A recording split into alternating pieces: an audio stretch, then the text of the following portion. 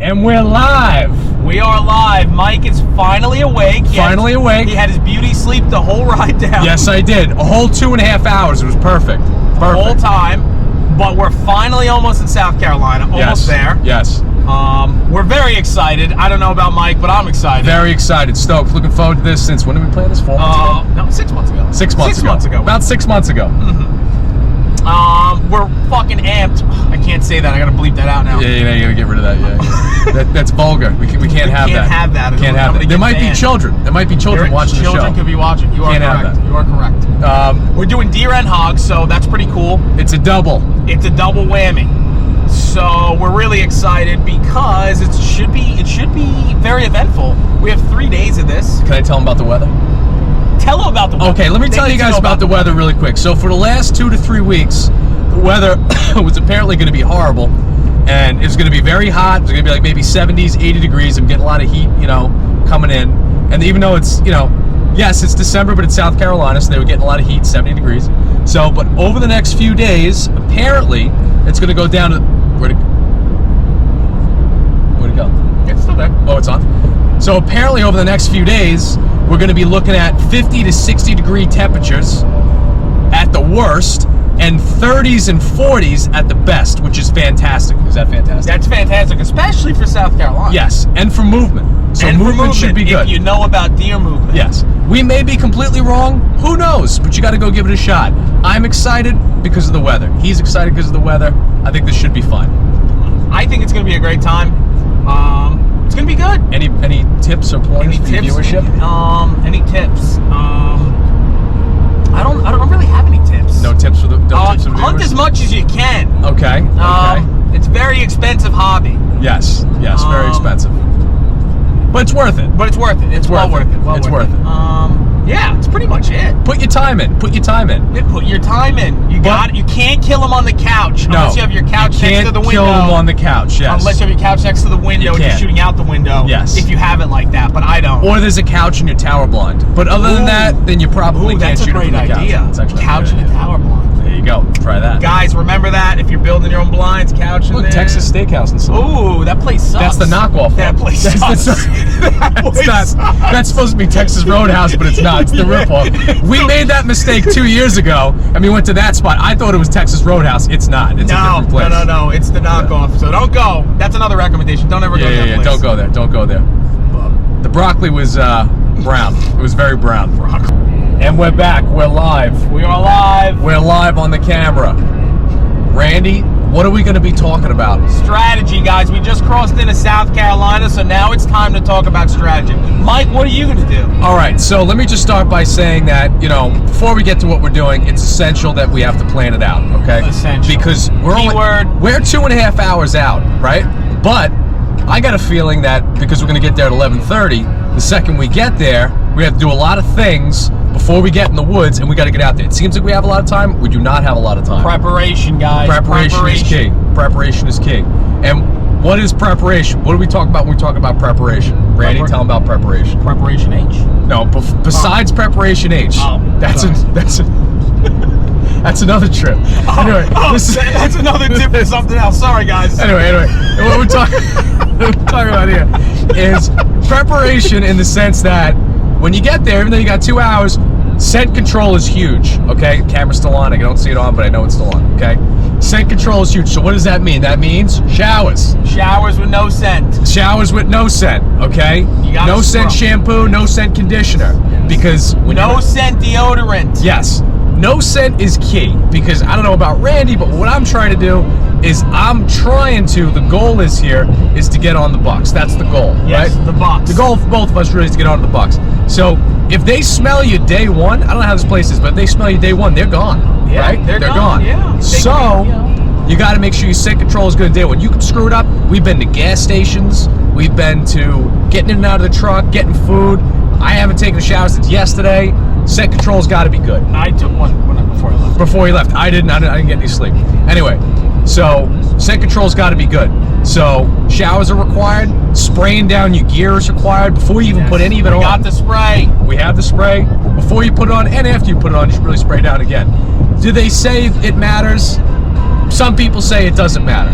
But it's all about little percentages, right? Yeah. Little percentages adding up agree. to hopefully getting an opportunity and them not smelling you. Listen, okay? you got to try to increase your odds. I always say Increase your that. odds. These things, you have to increase your odds. You know, listen, it might be nonsense, it might be BS, but you know what? I feel better when I get out into That's the a woods. dead deer right there. That's been dead for about That's a disgusting. year, probably. Yeah, it's pretty gross. Probably a year. You want to increase your odds, so these little things could help you. Especially, you know, the big bucks. The big bucks are big for a reason, I think. Yes, they're big. They're big smart. because they survive the longest because they're not stupid. If they smell something that's off, usually they're gone. You know? Yes. That's another thing. Make sure you're a good shooter. Make sure your weapon's sighted in. Those are another things. A lot of people go out there. Yeah, I bore lighted my gun. Let's just send it. Yeah. Listen, I like the send it part. I just don't like the non-zero. I don't know. Yeah. If you're gonna send it, be prepared. If you send it unprepared, that's a bad thing. I agree. Exactly. Send it prepared. Yeah, send it prepared. Be prepared and send it. Yes, be prepared and send it. So another part of this, we said scent control. So the zeroing, back to what we said about the zeroing. Yes, we're not out west or anything like that. So the max you're going to shoot is what, 200 yards maybe? Yeah. 200 yards. So the zero's got to be good. We're not saying it's ridiculous, but just make sure that the scope is on. The guns are in the back seat. They're rolling around. You know what I mean? The scope can get knocked off. Just be prepared. Look over your gear. That's what I'm saying. Part of prep is looking over your gear. Correct. Right? So scent control, look over your gear, get situated with your gear, make sure everything's good, make sure nothing's broken. Yeah, First off, agree, nothing's broken. Make sure everything's all there. Oh, you also, obviously too, is when you're packing, we'll rewind a little bit, you got to make sure you have all the appropriate equipment. Because, look, we're headed down now, and the cold front, we just found out about the cold front, like, right before we left, pretty much. So, thank God we had packed for warm weather and cold weather. So, just an idea. It was supposed to be, well, it was, not supposed to be, it was 70, 80 degrees a couple days ago. Now it's, a couple days from now, it's going to be 30 in the morning, up until the high is like 50. Big weather change. And the place we're going to, I wasn't aware there was going to be a lot of ladder stands and stuff like that, which means I need camo. Because normally, if we're doing tower blinds and boxes, I'll be in basically, camo on the bottom and black on top to not be, silhouetted, whatever. So now we're switching over to mostly, now you need camo. So you got to make sure you're packing the right gear and you can account for the right gear. Make sure all that is scent controlled, obviously, also. Yeah. Anything else? And that's prep.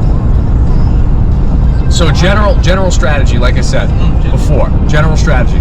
You're going in on day one, you don't want to spook anything, because if you spook something big, it's gone. The does can deal with the pressure, the buck will be gone for the rest of the week probably, or whatever. And then they're probably not going to come back. So you got to make sure you do it right on day one, take your time, take it slow, and that goes with prep. Take your time, take it slow, and keep it simple, I would say is my tips. Whatever. Slow is smooth and smooth is fast. There you go. Slow is smooth and smooth is fast. You're not helping anybody if you're rushing around, dropping stuff. You're in the stand of the tree, whatever the hell, and the moment comes, you're not prepared, your gear's not prepared, you drop something, you spook the deer, runs off. I've done it. So we all have done it. We've all done it. I've done it. They run off because you weren't prepared or whatever, or something's not situated on your gear or whatever the hell.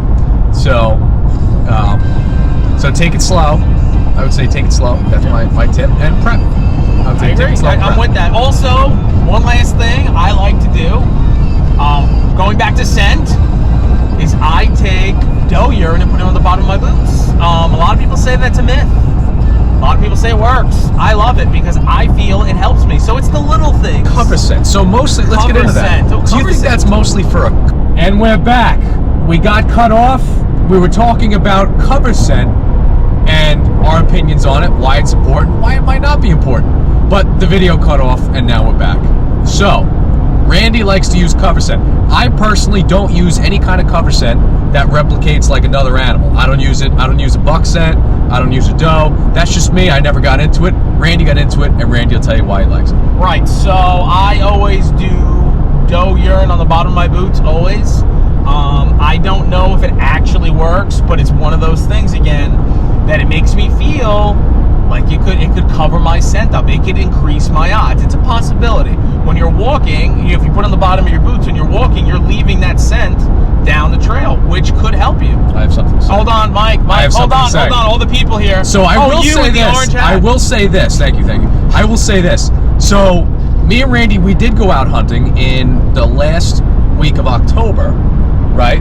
And we saw a very, very large buck that day that I've never seen before, and it took a path that I've never seen a deer take, and that was the path that we came in on, and he was using cover scent. So my theory is I've never seen a deer go that way before, and I've definitely never seen that buck before. When this buck came in, he was pissed and he was upset. He was very upset. He was pissed and he was upset. He was like, something's going on. I don't like this. He was acting in ways I've never seen him act before. And he went, from what I could tell from what you told me, right up the trail that you came. Yeah, he did. When we were walking in. Yes. Right up the trail that he came, and you used, what kind of scent did you use that day? Doe. It was doe and estrus. Doe and estrus. Exactly. estrus. Doe and estrus. And this thing came out of nowhere. This thing was angry. He was upset. He was galloping through the forest. It was everything. He was, everything was, all caution was to the wind. And he was a very mature buck, and he was acting very, very strange, I would say. Yeah, he was. Yeah, I agree. I totally agree. And I like to think that those things can increase. I think that's cause and effect. I think that was it. I'm in concurrence with you. Because this buck followed that trail right under your tree. And he had his nose down the whole time. His nose down the whole time. Yeah. Right under your tree. And you thought he was a squirrel, right? Yeah, I thought he was a squirrel. Thought he was a squirrel.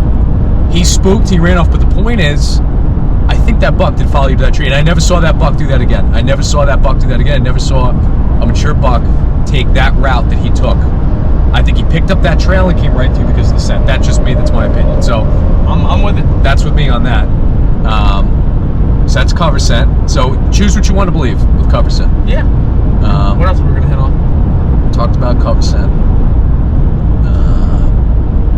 Calling. Okay, calling. Calling. Oh, yeah. What do you think about that? So I like the caller. I like the caller in the early season. I've used it. I've had some success with it. With bucks at the perfect time, I've had a buck turn around and come to me perfectly and sniff up basically where I was in the tree, 7 yards, 8 yards, right up at the tree. But that only works every now and then. I think it depends on the area, maybe it depends on the deer. I don't know. I've tried grunts and they've come directly to me on a couple occasions, but sometimes they just completely ignore it and don't care. I've done fawn and distress calls in the early season, very successful with that. I went out a year or two ago. I had a leafy suit on an open field, tall grass, and I was set up for let's say a shot to my right, and I used the call or whatever, and maybe 20 minutes later I had a doe walk up, and it was on my offside. I was exhausted.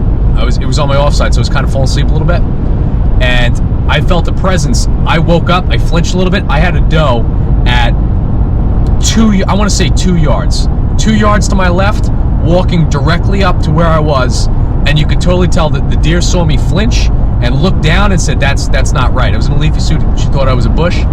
But 2 yards, right in, directly at me, staring right at me, and she spooked and she ran off. But there's no doubt in my mind that doe responded to the call. Having said that, that sounds great, right? You want to call, and the deer are always going to come in, right? In this situation, I would say we're going to a place where, deer are hunted a lot. It's later in the season. It's December. So I would say for myself, and we're going to stands that are already pre-done, pre-there, tower blinds, box blinds, whatever. So I would say personally, I'm not going to call this trip because we're already in spots where deer are probably going to be anyway. Otherwise, they wouldn't be set up there. And this late in the season, I think you're just educating the deer, but you can tell me your opinion on that. So I don't call usually at all. He doesn't call at all. Not always. There's been a few times I called, but I usually don't call. A lot of people call to try to take a shot on the deer so he stops. I honestly shoot the deer while they're running. It doesn't. You mean you meep the deer? You map? Or are you talking about call on? No. People use the grunt call, really? And they'll try to get the deer to stop, or they'll make the the noise. I don't do either. I don't get how people do that. How to do that when you got to shoot and then you got to call at the same time. I don't know. Right. So calling is good. As I said it before, I have done it. I don't normally do it, and I'm not doing it on this trip. Calling works in certain places, and I feel in certain places it doesn't work. Early season, I think you're good. I think early season it's good. Yeah. It's a good tool, but you could also do a bad call and blow the place up. You could spook all the deer in the You area. could spook all the deer. They're gonna be like, that doesn't sound right. Yep. So it's literally a catch-22 or a tomato, whatever you want to call it. It's really up to the hunter. Yeah. So that's pretty much it. So the one thing I would say with calling is that, like, I've called in the past, early season, first week of October. I had a doe come in. I wasn't ready. She comes past. Then I had a second doe come in. I said, all right, I'm probably going to take a shot on her. She spooked. She heard my release on my bow flicked. She runs off, okay? Normally, and she blew. So normally you hear her blowing and stuff like that, and I would figure that the whole herd would go, right? And so they left. I put a few doe bleats with the call, and then 5 minutes later, maybe about 20 minutes later. Either way, it's a short amount of time because I don't really think the deer are really that far away. I had a 5-pointer come in and clearly felt comfortable enough with all the commotion and stuff like that. Her blowing comes in and then shot the buck. So I would say if you spook a deer, throw a couple calls out there. Make them feel like, if they don't really know what they saw, what they heard, or what they spooked with, maybe that might be the difference between making them feel comfortable. Maybe they'll come back. I'd say that's better than, not doing anything. I agree. That's just my opinion. Listen. So, what's wrong with that? that's calling. What else we got? That's pretty much it. That's pretty much it. Pretty much it. So we're going to hit it tonight. We're going to do a PM sit tonight. Then we're going to do a couple, either all days or morning, night. And we'll see how it goes. We missed the morning today. That's okay. But this should be a good trip. Should be a good trip. I got really high hopes. I think we're going to do good. High hopes. High hopes. High hopes. I wish there was some wood to knock on. There's no wood in here. No But I wood. wish there was some wood. We can pretend there's wood. Pretend there's wood. Yeah, there you go. There you go. Leather's the new wood. Yeah, leather's the new wood. Exactly. There you go. So, are we going to sign off from our video? Yeah, we're signing off. But hold on, guys. Don't forget As always, don't forget to send it. to send it.